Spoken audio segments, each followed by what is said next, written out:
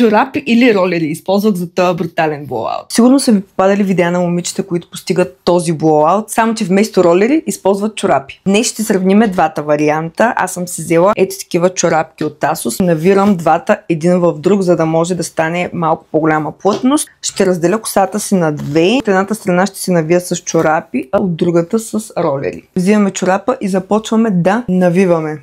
Захващаме много добре. Малко се изплъзва, но аз съм сръчно момиче.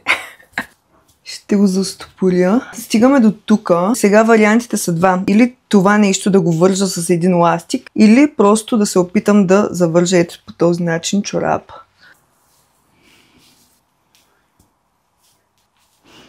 Пада малко коса.